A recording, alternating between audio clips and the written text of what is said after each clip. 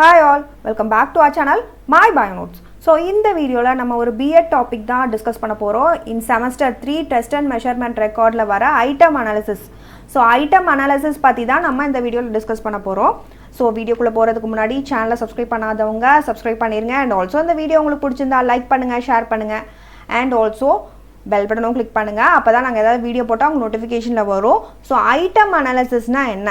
So item analysis நம்ம வந்து B.Ed ல so ஸ்பெசிஃபிக்கா இந்த ரெக்கார்ட்ல எதுக்கு பண்றோம்? So item analysis னா என்னன்னு பாத்தீங்கன்னா it is a process of analysis of students response mode of the test and determining the relatively difficult and discriminating power of the test. So வந்து எவ்வளோ கஷ்டமாக இருந்துச்சு ஒரு டெஸ்ட் நீங்கள் செட் பண்ண கொஷின் பேப்பர் ஸ்டூடெண்ட்ஸ் ஆன்சர் பண்ண முன்னாடி அவங்களுக்கு எப்படி இருந்துச்சு அந்த டிஃபிகல்ட்டி லெவலையும் டிஸ்கிரிமினேட்டிங் அந்த ஸ்டூடெண்ட்ஸ்குள்ளே அந்த ஸ்லோ லேர்னர்ஸ் அவங்களுக்குள்ள அந்த டிஸ்கிரிமினேஷன் அந்த வேறுபாடு அந்த இது ஒரு ஸ்டூடெண்ட்டும் எப்படி அந்த மாதிரி அந்த டெஸ்ட் அதை வந்து கண்டுபிடிக்கிறது தான். ஸோ ரிலேட்டிவ்லி டிஃபிகல்ட்டி லெவலையும் டிஸ்கிரிமினேட்டிங் இது ரெண்டு தான் ஆக்சுவலாக ஃபார்முலா மூலமாக கண்டுபிடிப்போம். ஸோ இந்த ரெண்டு விஷயங்களையும் பண்ணுறதுக்கு பேர் தான் ஐட்டம் அனாலிசிஸ் அப்படின்றது.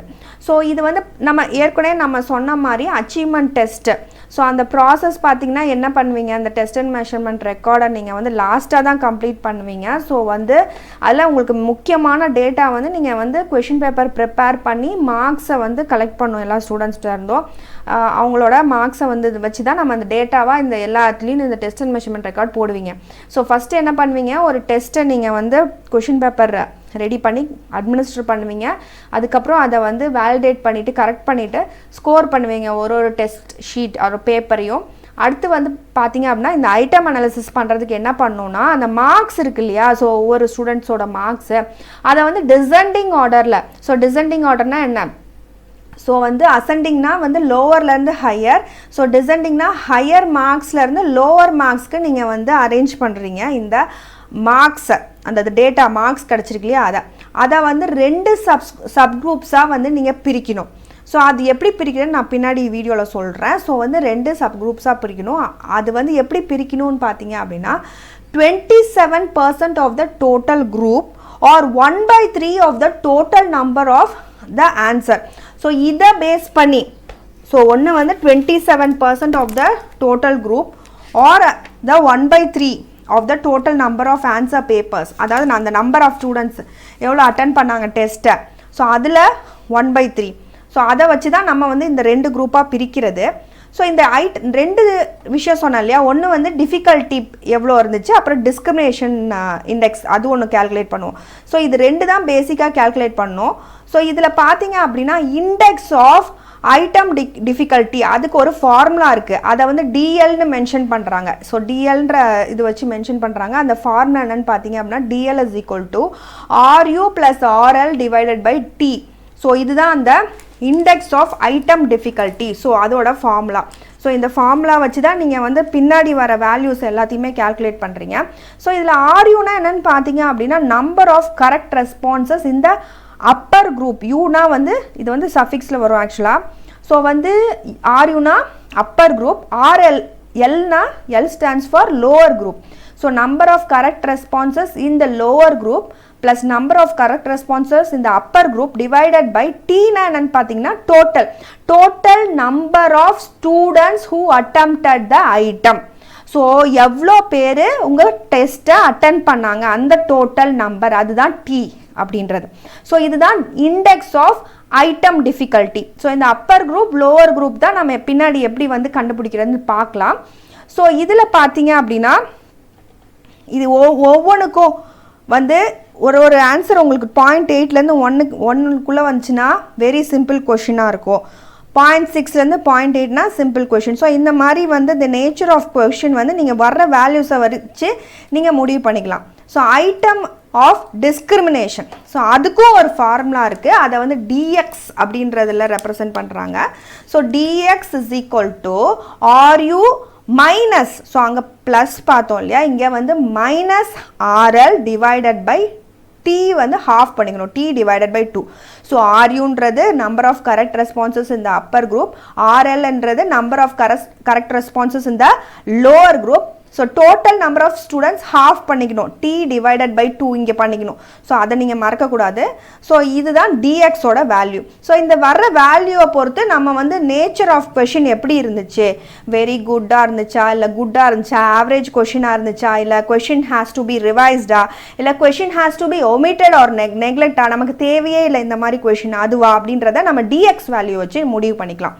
ஸோ இந்த இதுக்கு பண்ணுறதுக்கு பார்த்தீங்கன்னா நம்ம அப்பர் குரூப் லோவர் குரூப் அப்படின்னு பிரிக்கணும்னு சொன்னேன். ஸோ இதுக்கு பார்த்தீங்க அப்படின்னா அந்த கொஷினை வாய்ஸ் அனாலிசிஸ் நீங்கள் என் ப்ரீவியஸ் வீடியோ ரெஃபர் பண்ணலாம். ஸோ அந்த ஷீட்டையே நீங்கள் வந்து யூஸ் பண்ணிக்கலாம்.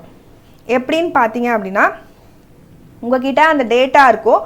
ஸோ ஒவ்வொரு கொஷினையும் அவங்க எப்படி அட்டன் பண்ணாங்க அப்படின்றது.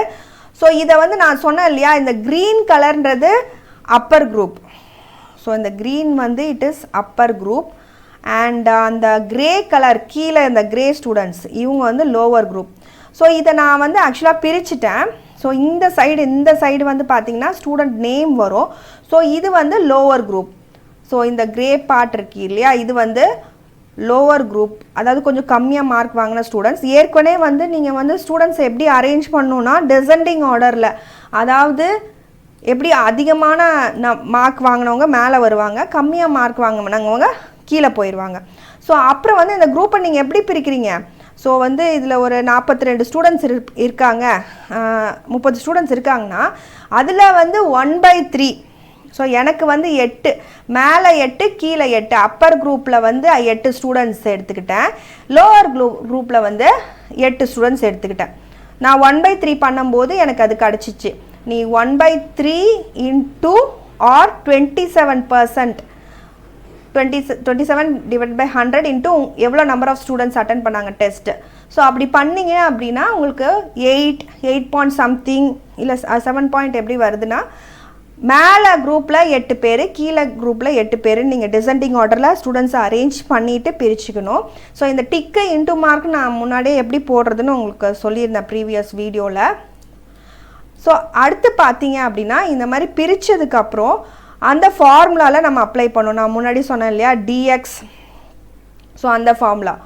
ஸோ வந்து அதுக்கு வந்து இந்த மாதிரி ஒரு டேபிள் நீங்கள் போட்டுக்கணும். இது எக்ஸல் ஷீட்டில் போட்டிங்கனாலும் சரி, இல்லை வந்து யூ கேன் ரைட்.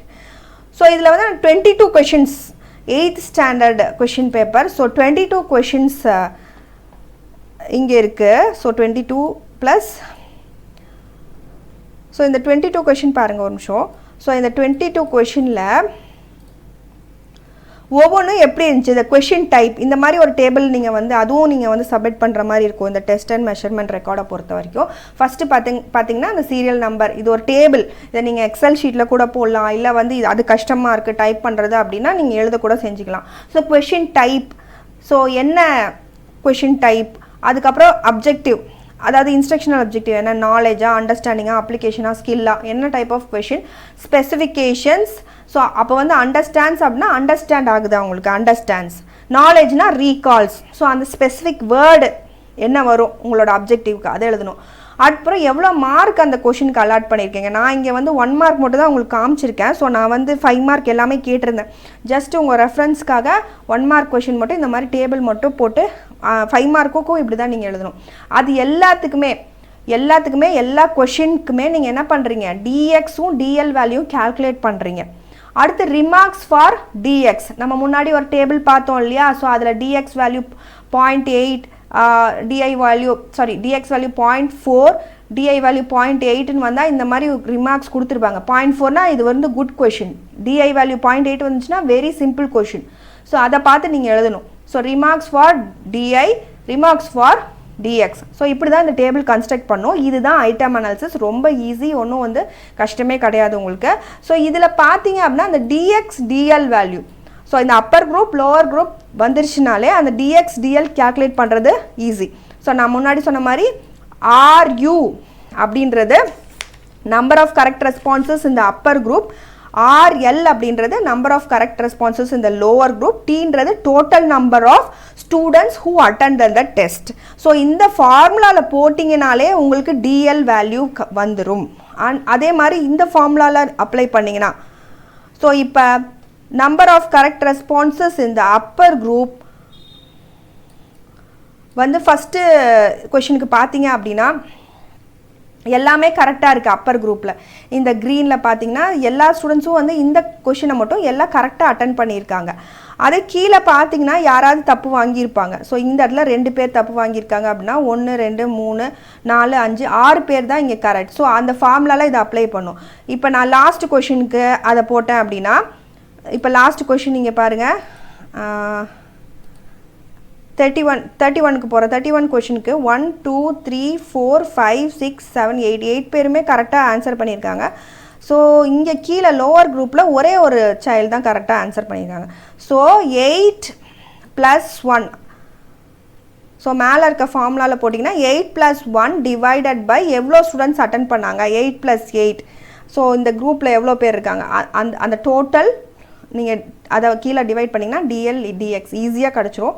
ஸோ அந்த வர்ற வேல்யூஸ் எனக்கு வந்து 0.8 1 தான் ஃபஸ்ட்டு வந்துச்சு. ஏன்னா எல்லாமே MCQ 1 மார்க் கொஷின் இல்லையா, அதனால் வெரி சிம்பிள் கொஷின் இந்த ரேஞ்சில் தான் வந்துச்சு வேல்யூ.